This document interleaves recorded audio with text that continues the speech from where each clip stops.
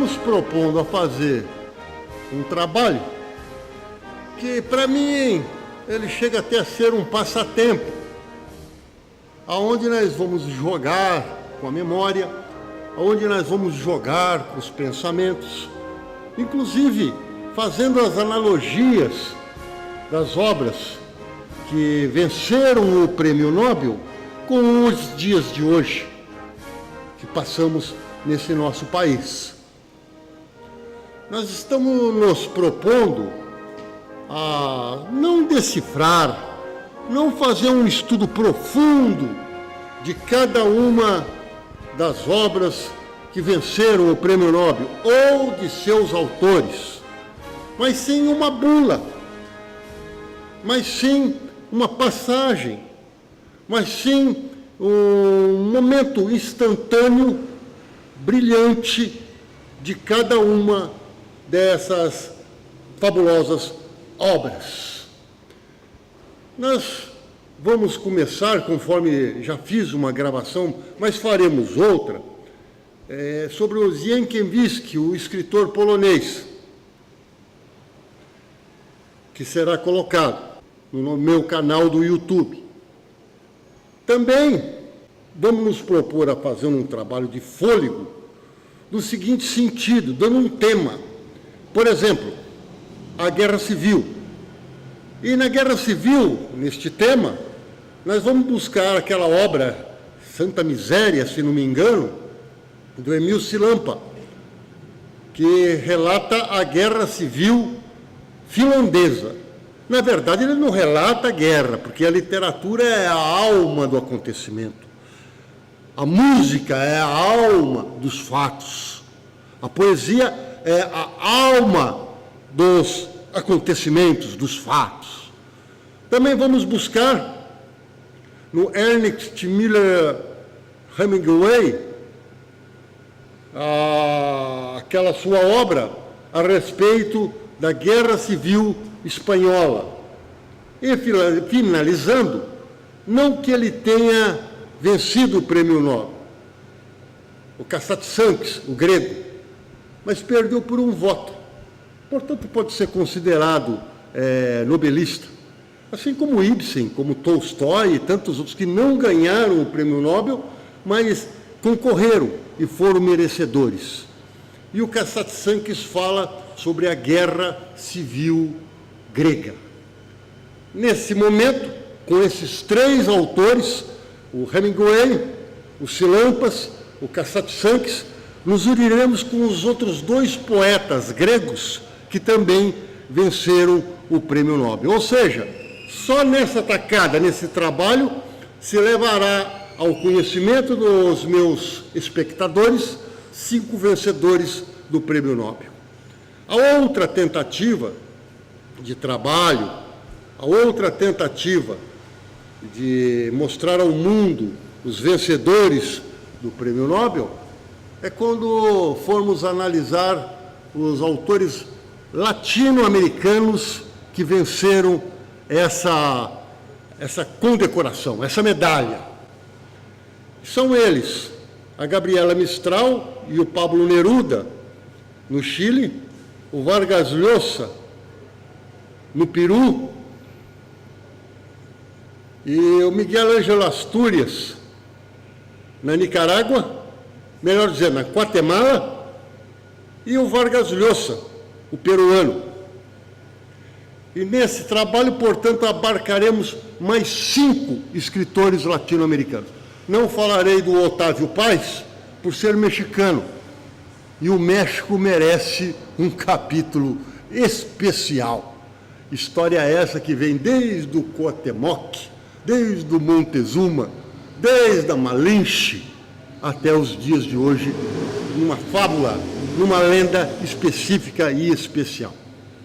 Pancho Villa, Zapata, Flores Magón, a Revolução de 1910, primeira no mundo nesse sentido revolucionário socialista. Hoje, nesse momento, proponho-me a falar de um escritor albanês chamado Ismail Kadare. Eu não gosto de dizer ou usar essa mola de pensamento de quem jogou mais, Pelé ou Garrincha, de quem escreveu melhor, Machado de Assis ou Lima Barreto. Mas que esse escritor albanês é um amigo especial, isso ele é. Porque a literatura é como um grupo de amigos. Alguns você tem mais amizade, outros você vai com ele em casa, você vai na casa dele, outros você simplesmente diz um bom dia, diz um boa tarde, não que você rompa com essa pessoa. Os rompidos não entram no seu quadro literário, filosófico, poético. Assim como também não entra no seu grupo de amizades. Ismail Kadare vem de um cantinho de mundo chamado Albânia. Se vocês olharem a Albânia no mapa, vocês não vão acreditar que um país tão pequeno possa possuir uma história tão fabulosa.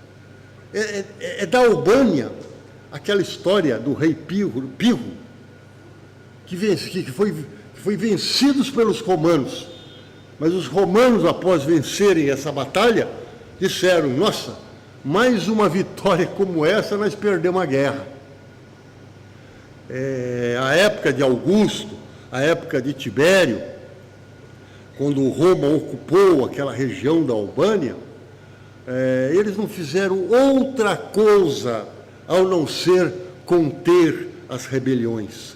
Todos os povos que passaram por ali, sejam os hunos, sejam os sérvios, sejam os gregos, sejam os alemães, sejam os italianos, não aguentaram o caráter patriótico do povo albanês.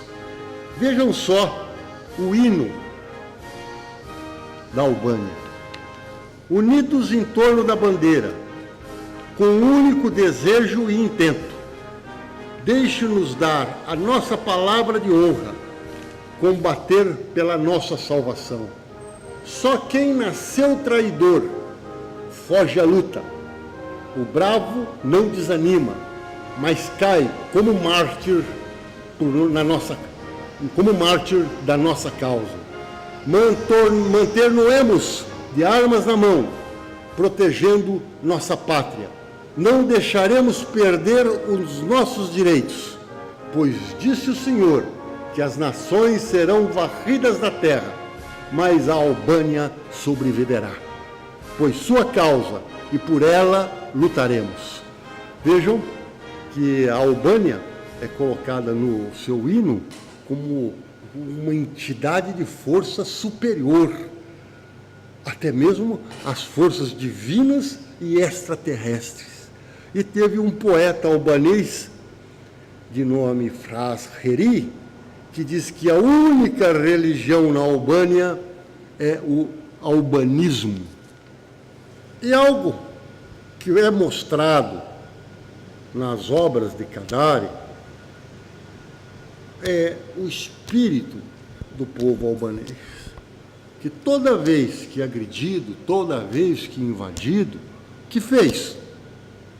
Foi para as montanhas. E teve um líder, um dos líderes albaneses, contra, por exemplo, a ocupação otomana, porque os otomanos, vejam só, ficaram com o poder, ou ficaram com a dominação sobre a Albânia por 533 anos. Isso sem dizer a dominação sobre os impérios ou bizantino ou romano. Ou seja, uma nação milenarmente subjugada por potências estrangeiras. E nem por isso o seu povo deixou de cultivar as suas tradições, deixou de ter orgulho da sua terra e lutar por ela. Diferentemente de outros lugares, onde o cidadão quer ser de Miami, o cidadão quer conhecer a Disneylândia. Se ele não fizer isso, ele não é um ser humano. E despreza o próprio lugar que nasceu. Mas isso vai ser acreditado em outra aula, isso vai ser acreditado em outro trabalho, de como se despersonifica, de como se quebra, de como se aleja o caráter de uma pessoa, o caráter de um povo, fazendo-o, por exemplo, entregar o seu minério ao estrangeiro e acreditar em mentiras, por exemplo, de que existiu o milagre japonês, que existiu o milagre alemão, que existiu o milagre europeu. Todos eles foram construídos com o minério do Brasil, que continuou trocando, numa espécie de escambo, todas as suas riquezas por um pedaço de papel que fez a fortuna de meia dúzia de famílias. Voltando à Albânia, criou-se a imagem dos Klefts e dos Andartios, que eram tidos aqueles bandidos que subiram para as montanhas para defender a sua terra, o seu país, contra a dominação estrangeira. Tem uma fala de um líder chamado César Tupoli, que diz: nós vamos para as montanhas para buscar a liberdade, justiça, civilização e progresso para todos, e expulsar os turcos de nossa querida pátria. Um outro poema, esse anônimo, e este poema não serve somente para a Albânia, serve também para a Grécia, serve para todos os países específicos, a Bulgária, Sérvia, Montenegro, que quando atacados, oprimidos pelos estrangeiros, refugiavam-se nas montanhas e de lá partiam as suas reações contra o país dominador, contra o povo dominador. Esse poema não tem autoria, entretanto mostra com muita veracidade a forma como os Klefts e os Andartios atuavam em face à agressão. O bandoleiro: eu te digo, minha mãe, não posso servir aos turcos. Eu não posso, não consigo, meu coração está seco. Vou pegar o meu fuzil para ser um bandoleiro e esconder-me nas montanhas e esconder-me nas colinas, ter por companheiro o bosque, a fera ter por amiga, e ter o céu por coberta e ter a rocha por leito. Com os jovens bandoleiros viver no mesmo refúgio. Vou-me embora, mãe, não chora, dá-me a tua benção. Mãezinha, faz sempre votos de que eu mate muitos turcos. Não te esqueça de plantar roseiras e cravos, nem te esqueça de regá-los, de cuidar dos teus botões. Enquanto vicejem, mamãe, enquanto se abrem as flores, teu filho não morrerá no combate com os turcos.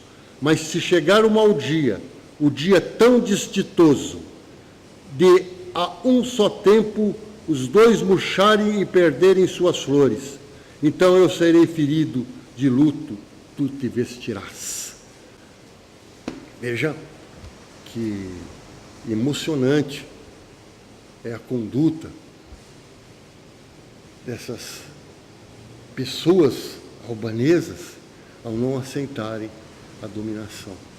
E esse período de dominação otomana na Albânia foi deveras feroz. Veja qual foi a primeira providência tomada pelos otomanos, ou uma das primeiras, ou tomada no momento exigido. Qualquer país, quando quer dominar o outro país, a primeira coisa que faz é extirpar a sua classe pensante. Pois os turcos, a pretexto de apresentarem projetos de evolução da Albânia, chamaram lá, exato 500 líderes, chamavam beis albaneses, para uma confraternização no palácio. E lá, todos eles foram exterminados deixando a Albânia acéfala, a Albânia sem ter a sua classe pensante. E por isso sofreu muito. Todo país que não tem classe pensante, que não tem quem raciocine, que não tem filósofos, que não tem intelectuais, passa por momentos de eleger, inclusive, milicianos. Porque ninguém contesta a atuação dessa gente. Ninguém ilustra, elucida, conduz o comportamento do seu próprio povo.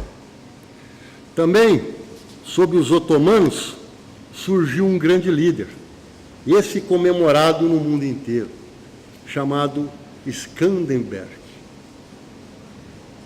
Não é bem aqui o local onde nós vamos analisar o Império Otomano, mas um fenômeno, assim como foi um fenômeno, os Klefts, um fenômeno que ocorreu durante essa existência do Império Otomano, foi o nascimento dos janízaros. O que eram os janízaros? Os janízaros eram pessoas catadas, crianças catadas, abduzidas, sequestradas pelo Império Otomano para formarem a guarda especial lá do seu sultão, do seu chefe.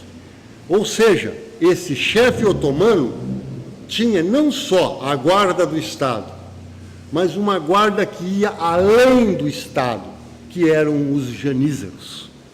Os meninos pegos na Sérvia, pegos em Montenegro, pegos na Bulgária, pegos na Romênia, pegos na Albânia, para servirem ao mandatário otomano.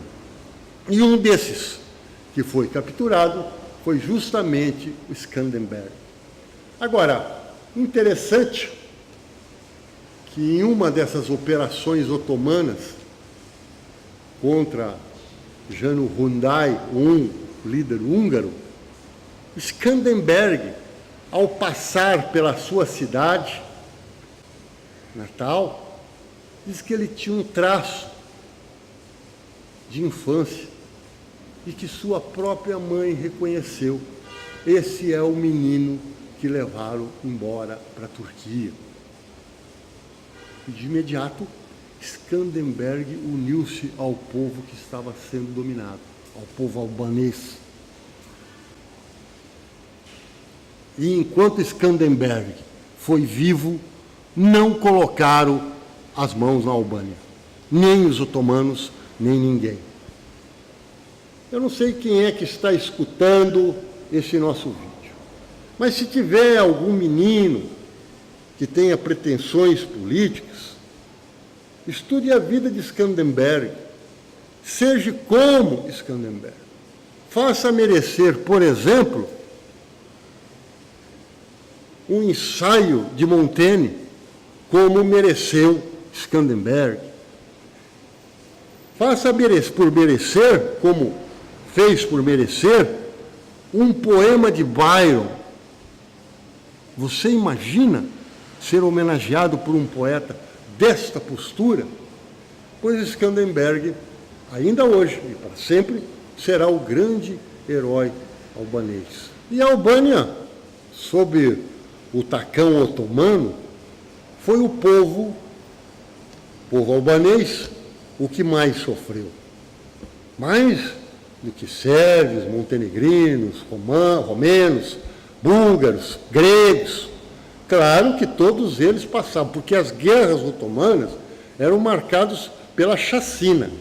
Assim como eram chacinados os otomanos, eram especialistas em chacinarem os povos ocupados. Em 1877, a Rússia quebrou as pernas da Albânia, levando à independência todos esses países que eram dominados pelo Império Otomano. Prova disso é que grande parte desses países, inclusive durante a Segunda Guerra Mundial, jamais aceitaram atuar contra a União Soviética ou contra a Rússia, justamente por deverem a eles, e muito, claro que também lutaram, e de forma até sórdida, de forma viril, mas devendo a eles boa parte de suas independências. Específica Sérvia, Montenegro, a própria Eslovênia, a própria Macedônia, e a Grécia já vinha anteriormente vitoriosa com a Batalha de Navarino, mas mesmo assim foi beneficiada. Todos os povos libertos. Menos qual? Menos qual? Menos a Albânia, que foi invadida por gregos e foi invadida por sérvios. E essa situação preponderou até o final da Primeira Guerra Mundial, quando, através da intervenção do presidente americano, Woodrow Wilson, a Albânia veio alcançar a sua liberdade, veio alcançar a sua independência. Mas não por muito tempo. Não por muito tempo. Por quê? Pelo fato que logo se tornou um condomínio italiano. E os italianos queriam, inclusive, e isto é uma prática dos países dominadores, sobrepor o idioma italiano sobre o idioma albanês. Fato esse que não foi aceito pelo rei Zog, que era o representante da Albânia. Interessante, isso é um fato histórico e marcante, mostrado pela literatura de Cadaré, inclusive, que assim que o rei Zog colocou empecilhos na dominação italiana, no mesmo dia, 100 aviões italianos sobrevoaram Tirana. Isso é um fato muito assemelhado com aquele que ocorreu na Grécia, o famoso Oxi do ministro grego contra a ameaça fascista. Oxi significa não. Podemos entrar? Não. Oxi. E como esse Oxi assemelha-se muito àquela sacralidade do não que falava Charles de Gaulle. E o nosso país, como uma passagem bíblica, saqueado em todos os seus quadrantes, e não tem quem diga não, e não tem quem diga oxe. E não é uma crítica a esse governo, é uma crítica a todos os outros que jamais disseram não, que jamais disseram oxe à dominação estrangeira dentro do Brasil. Uma hora entregando para os Rothschilds, outra hora penhorando as nossas rendas, como ainda hoje são penhoradas. De cada 10 reais produzidos pelos brasileiros, só 4 ficam dentro do território nacional. O resto vai para pagar uma dívida externa, reparação de guerra que não perdemos. Finda esse período, inicia-se a Segunda Guerra Mundial. A Albânia, na Segunda Guerra Mundial, teve preponderante trabalho histórico de reação a tamanha força, e inclusive o Ciano, parente lá do Mussolini, disse que, ao que tudo indica, esses povos, porque também se referia aos gregos, não nos deixará em paz. Nós não venceremos aqui, conforme realmente não venceram. Os fatos mais marcantes na Segunda Guerra Mundial foi o atentado ao rei Vítor Emanuel, que lá foi com o seu capacho albanês passear pelas ruas de Tirana, escapando por pouco do necessário homicídio. Às vezes, a liberdade tem como símbolo um punhal, como foi, por exemplo, na Grécia Antiga, na queda de Ípsias, quando Arigeitos e Harmódios e esfaquear o tirano. A liberdade, por vezes, significa a bala de uma cartucheira, como foi no caso de tantos comandantes nazistas na Segunda Guerra Mundial, ou na Grécia, ou em Creta, ou na Albânia, ou na Checoslováquia, que provocou, inclusive, Lidice. Fator exponencial foi aquelas chamadas heroíne populari, as heroínas populares, que foram as partisãs, as snipers albanesas. E os nazistas e os fascistas estavam lá fazendo festa e não sabiam de onde vinha o balaço, atiradas pelas mulheres albanesas. Dizem que as mulheres têm mais precisão no tiro pelo fato que a respiração é menos ofegante.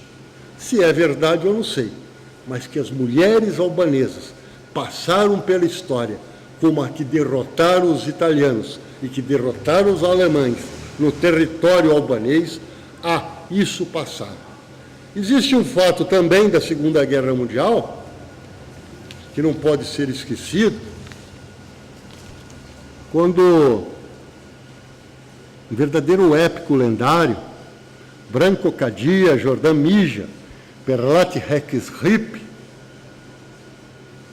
3 albaneses resistiram por uma semana ao ataque de 600 italianos, acabando sendo derrotado após um ataque aéreo. Muito bom. A Albânia continuou, a guerra acabou, e os albaneses, pasmem, comunistas já, pois foram os partisãos comunistas que derrubaram a monarquia e se apoderaram do poder na Albânia. Mas brigaram com a Iugoslávia de Tito, comunista.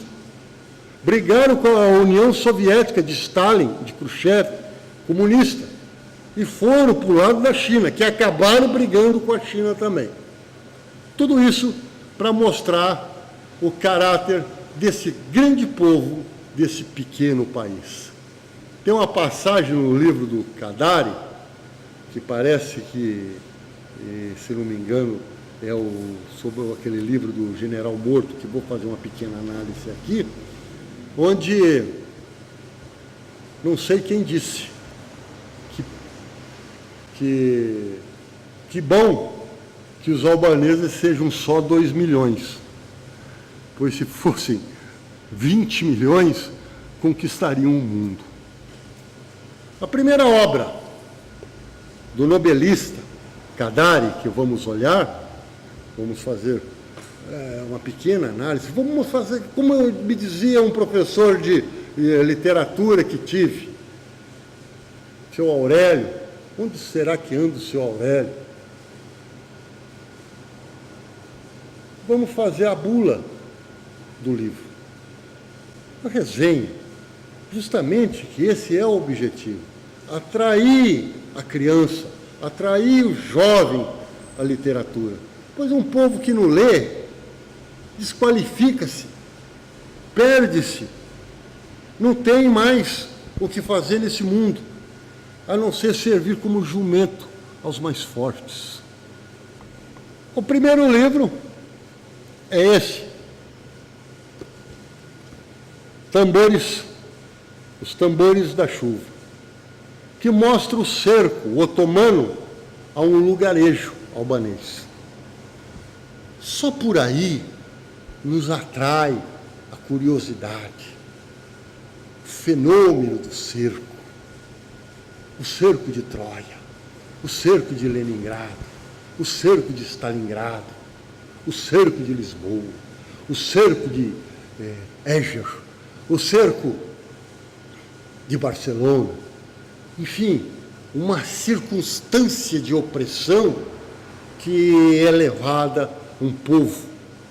O famoso cerco dos romanos, de Lúcio Flávio, contra os judeus, que levaram-os ao suicídio coletivo, e a devorarem-se uns aos outros. Enfim, essa história dos cercos é que é trazida nesse livro de Ismail Kadare. Mas a bula desse livro, a inteligência desse livro, é que os otomanos não queriam só conquistar o território, as terras, as águas. Eles queriam conquistar, sim, o céu albanês. E isto é uma prática de todos os povos conquistadores. Melhor do que conquistar as terras é conquistar a alma, a sombra. Os governos podem existir, mas não independentes. Verdadeiros governos fantoches, colaboracionistas, que entregam tudo ao estrangeiro. Vou ler só um pedacinho do livro, para atrair a todos a leitura. O acampamento deles se estendia até onde a vista alcançava. E mais além, o desaparecimento da terra confrangeu-nos, olha a expressão, a alma. Ficamos confinados às nuvens do céu. Olha, ficaram confinados às nuvens do céu. Não podiam entrar e não podiam sair. Enquanto embaixo, o oceano de tendas, como um sonho ruim, tratava de criar outra paisagem, uma espécie de mundo de ninguém, ou seja, terra de ninguém, Nobody Else Land. Daqui se avista o pavilhão rosado do comandante em chefe do exército deles.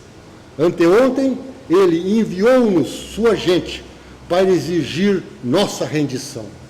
As condições são explícitas. Não tocarão em ninguém, permitindo que circulemos mesmo armados, indo aonde quisermos. Querem apenas as chaves do castelo para retirarem de nossa torre a bandeira do pássaro negro, que é a bandeira albanesa, que é como chamamos a nossa águia, que, segundo eles, ofende aos céus, pondo em seu lugar a lua crescente, ou seja, a bandeira da Turquia, que é a autêntica filha do firmamento. Assim tem feito em toda parte ultimamente. Ocultam um verdadeiro objeto de ocupação atrás de uma ideia genérica. Isso fazem todos os países dominantes, inclusive nos dias de hoje. Nós podemos andar aí, até armados na rua. O retardado nos deu direito até de andar armados. Mas nós não podemos ter direitos sobre os nossos minérios. Nós não podemos ter direitos sobre os nossos idiomas. Nós não podemos conhecer a nossa literatura. Nós não podemos ter a nossa música. E nós não tendemos, nós não é dado poesia. Ou seja, nos é tirado toda a capacidade de sentimento. Deixaram, por fim, a questão religiosa, certo de que assim hão de vencer. O mais graduado deles apontou com a mão nosso campanário, dizendo que, se quisermos, podemos manter o instrumento de suplício, que é como designam a nossa Santa Cruz, junto com a fé de cristãos, naturalmente. Deixam você ter até a sua religião. Mais tarde, acrescentou certamente, haveremos de segui-los, já que o povo algum preferirá o martírio à paz do Islã. Nossa resposta foi curta e cortante. Nunca tiraremos nem a águia, nem a cruz de nosso céu. São signos e o destino que escolhemos e sob os quais permaneceremos. Que cada qual conserve os seus signos e sua fé, conforme Deus mande, e que eles devem ir-se daqui. Ou seja, já pensou que beleza se alguém dissesse que nós preservaremos o nosso território, que não seremos mais explorados por bolsa nenhuma? Pois os albaneses, na Idade Média, já falavam isso. Nós ainda não aprendemos. Sem esperar o intérprete traduzisse as últimas palavras, eles levantaram-se encolerizados, ficaram bravos. Pois se fizermos isso, eles vão ficar bravos. E eu não quero se fosse eu, comandante do Brasil, receber condecoração de Senado americano nenhum, de Senado estrangeiro nenhum. Disseram que éramos ingênuos, que já tínhamos falado demais e que agora as armas haveriam de falar. Falarão as armas aqui se nós negarmos o déficit primário, se nós negarmos que devemos aos estrangeiros. Marcharam em seguida para o portão, atravessando o centro da praça, para que todos vissem as suas vestes. Ou seja, os turcos não querem roubar o chão da Albânia, e sim o céu. Querem roubar as chaves do castelo, retirar a bandeira do pássaro. Querem não só o nosso chão, querem o nosso pavilhão, a nossa cruz. Este é o espírito deste livro de Ismail Kadare, nobelista, chamado Os Tambores da Chuva. Num outro livro, e somente farei análise de mais 2 ou 3, é chamado O General do Exército Morto. Ao fim da guerra, os italianos fizeram um acordo, 20 anos depois, com a Albânia, para ir buscar os corpos dos italianos que haviam morrido na guerra. Em específico, de um certo general que descobriu-se estuprador. Tudo o que você vai olhando neste livro, se você olhar a história da Albânia, vai sendo encaixado de forma deliciosa, florida, com uma grandeza fabulosa dentro desse livro de Kadare. Por exemplo, quando citei lá, quando disse sobre a história da Albânia, quando citei que os albaneses subiam para a montanha, para a reação, existe aqui a passagem de um cidadão que, assim que os italianos entraram na capital albanesa, ele foi andando pelas ruas com uma espingarda de matar urso. E alguém perguntou: para onde você está indo? Ele disse: estou indo para a guerra. E subiu as montanhas e de lá atirava nos italianos. Atirava e já ia para outro lugar, porque os obuses caíam de onde veio o tiro, até que ao final foi vencido. A história complexa da atuação fascista na Itália é desvendada nesse livro, quando se mostra, por exemplo, que ali é uma região chuvosa e que as pessoas tão acostumadas à guerra carregam o seu guarda-chuva em forma de fuzil. Ou seja, essa é a alma do povo albanês, sempre preparado para lutar pelo seu rincão. Também, uma passagem interessante nesse livro é que os alemães fizeram o mesmo acordo que os italianos fizeram com os albaneses para buscar os corpos dos seus soldados. E, diferentemente dos corpos dos italianos que eram retirados já em ossos, os alemães foram encontrados intactos, devido à maldade por eles cometido, não que os italianos não tenham cometido, mas em 10 vezes mais forte, os corpos dos alemães foram encontrados intactos, ou seja, a própria terra polonesa não os aceitou. Lendo agora uma pequena passagem deste livro, comprovando a sua grandeza. Um montanhês, um simples montanhês, disse o monge, falando em tom monocorde, como se repetisse maquinalmente palavras sabidas de cor. Naquele dia, eu o avistei, vindo de longe pelo calçamento. Ele andava com um fuzil em cima do ombro, e como nós o conhecíamos, fui ao seu encontro. Onde você vai, Nick? Gritei-lhe. Eu vou lutar, me respondeu. Sozinho? Ele disse, sozinho. E quis impedi-lo. E descendo para a estrada, me postei diante dele e disse, me persignando, paz às criaturas do Senhor. Ele me lançou um olhar furioso e fez um gesto com as mãos, como se fosse pegar o fuzil.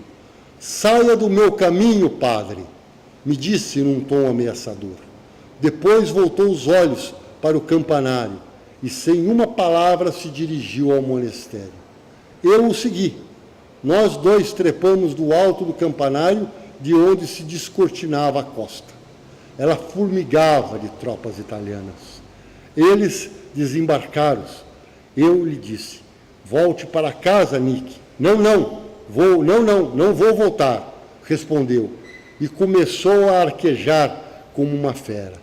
Ele desceu novamente. Eu o vi chegar rapidamente até a estrada e começar a subir até uma elevação do terreno. E depois ele lutou sozinho? Perguntou o general. Sim, sozinho. Metralhou mais de 1 hora e ele atirava raramente e suas balas assobiavam no ar ao longo dos intervalos. A estrada estava negra de tropas e ele atirava sempre. Não havia meio de desalojá-lo de lá, até que um obus de morteiro o atingiu. Essa é a resistência da Albânia, narrada pelo Cadaré, o general do exército morto. Voltaram dentro do saco de nylon para a Itália, assim como os alemães também voltaram dentro de um saco de nylon para a Alemanha. E conforme frases que os analistas italianos, os cientistas, os soldados que voltaram à Albânia 20 anos depois, leram nos muros da Albânia. Isso é o que acontece com quem invade a nossa terra. A outra obra, sem maiores delongas, esta é o Palácio dos Sonhos, aonde o Estado otomano criou um ministério justamente para controlar os sonhos dos cidadãos. Ai daquele de que sonhasse com a liberdade. Me parece muito esse livro, aquele outro de Dostoiévski, a aldeia de Spientkov e seus moradores, onde o indivíduo, ou os indivíduos, ou as pessoas eram induzidas a sonhar com um cavalo somente de uma cor, e coitado de quem sonhasse com um cavalo de outra cor. Finalizando, uma outra obra de Cadaré é o Jantar Errado. Isso conta a história de um código de honra albanês. E quando a Alemanha entrou, os alemães entraram na Albânia, um general alemão responsável pela repressão mandou selecionar alguns albaneses que seriam fuzilados por atentado contra os alemães. Pois, não sei se sabem, para cada soldado alemão morto, 100 cidadãos dos mais comuns eram escolhidos para serem fuzilados. E esses 8, parece que 8 ou 10 ou 12, eu não sei qual o número correto que o livro dá, estavam prestes a ser fuzilados quando um cidadão responsável por aquele lugarejo albanês viu que havia estudado junto com o general alemão na Alemanha. Eram colegas de escola. E aí ofereceu a esse general um jantar. E os fuzilamentos foram suspensos. Ao final, o general se vai da Albânia. Entretanto, esse personagem é fuzilado, é punido. Isso nos traz a ideia do que foi que ocorreu durante a Segunda Guerra Mundial na Albânia. Ou seja, não só os inimigos eram fuzilados, punidos, como aqueles colaboracionistas. E a impressão que se passa é que esse senhor que libertou aqueles outros do fuzilamento colaborou com as tropas alemãs. Enfim, esse livro ele é ultra realista. É um livro que, se você ler 4 vezes, você terá 4 impressões diferentes. Por isso, terminada mais uma análise superficial de um povo que lutou pela liberdade. E esse é o meu principal intuito, de incutir na cabeça das pessoas a luta pela liberdade. Finalizando, já longe da Albânia, aqui nas nossas terras, eu lembro uma obra de José Lins do Rego, onde a matéria principal nas escolas era liberdade. Certa oportunidade, uma menina apareceu nessa cidade com uma boneca dentro de uma caixa. Durante a noite, as outras meninas se reuniram para, escondidas, irem na casa dessa menininha nova e tirar a boneca da caixa.